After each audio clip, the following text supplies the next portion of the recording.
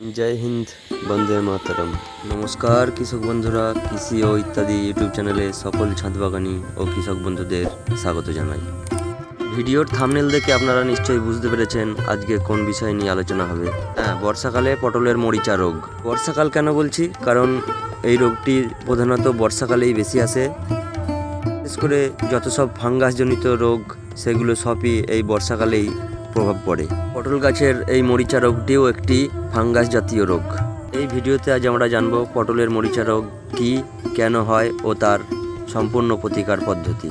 তাই ভিডিওটি স্কিপ না করে সম্পূর্ণ দেখবেন এবং কৃষি বিষয়ক বিভিন্ন তথ্য পেতে চ্যানেলটি অবশ্যই সাবস্ক্রাইব করে রাখবেন। লিফ রাস্ট বা মরিচা রোগটি আমরা কিভাবে চিনব? মরিচা রোগটি একটি ফাঙ্গাস জাতীয় রোগ। এটি পুসিনিয়া জাতীয় ফাঙ্গাস দ্বারা সৃষ্টি হয়। এই রোগটি পাতার তলায় কমলা ও হলুদ রঙের ছোট ছোট টিপের মতো তৈরি হয় এবং ওই টিপের মতো অংশগুলি থেকে গুঁড়ো গুঁড়ো পাউডারের মতো বেরিয়ে আসে। পাতার রং ছোপ ছোপ হয়ে হলুদ আকার ধারণ করে। আস্তে আস্তে ওই পাতাগুলি শুকিয়ে ঝরে পড়ে যায়।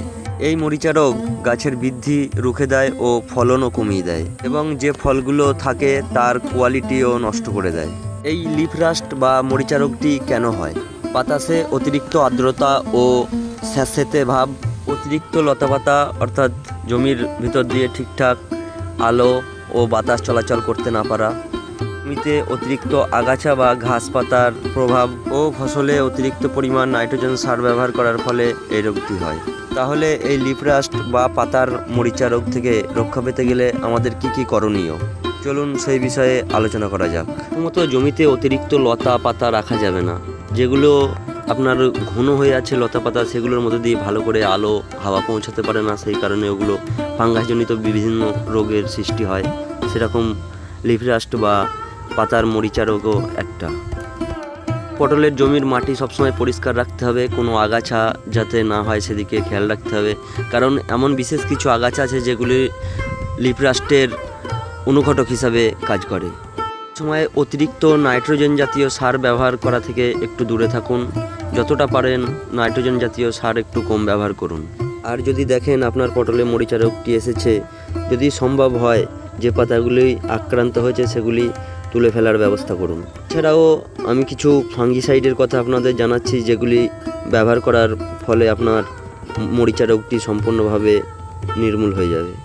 হেক্সাকোনাজল 5% SC, এটি আপনি টাটা র্যালিজের কন্টাক্ট প্লাসে পেয়ে যাবেন। প্রতি লিটার জলে 1 ml মেশাবেন।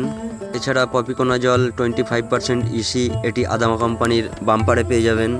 যদি রোগের প্রভাব বেশি হয় সেক্ষেত্রে টাইফ্লক্সিস্ট্রোবিন 25% ও টেবুকোনাজল 50%, এটি পেয়ে যাবেন আপনি বায়ার কোম্পানির নাটিভো। এটি প্রতি লিটার জলে 0.5 গ্রাম হারে মিশিয়ে জমিতে ভালোভাবে স্প্রে করবেন। যদি সম্ভব হয় তো পাতার তলা এবং ওপর দুই সাইডেই স্প্রে করবেন, তাতে কাজ আরও তাড়াতাড়ি বা বেশি হবে।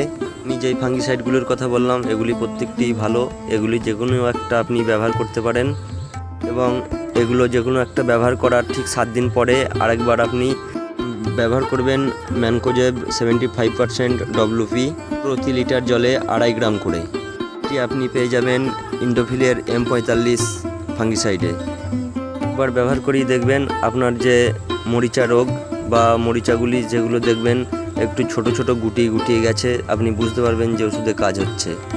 এর পরবর্তী সময় যদি আপনার প্রয়োজন পড়ে তো আবার এমনভাবেই আরেকবার করে স্প্রে করে দিন, আপনার পাতার মরিচা রোগ সম্পূর্ণভাবে নির্মূল হয়ে যাবে।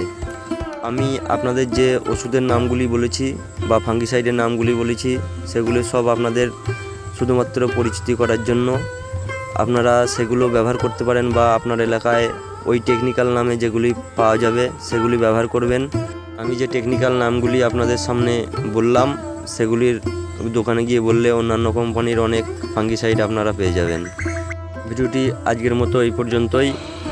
যদি ভিডিওটি ভালো লাগে অবশ্যই একটা লাইক কমেন্ট করবেন এবং চ্যানেলটি সাবস্ক্রাইব করে পাশে থাকবেন। দেখা হচ্ছে আবার পরবর্তী অন্য কোনো ভিডিওয়ে। ততক্ষণ সকলে ভালো থাকবেন, সুস্থ থাকবেন। নমস্কার।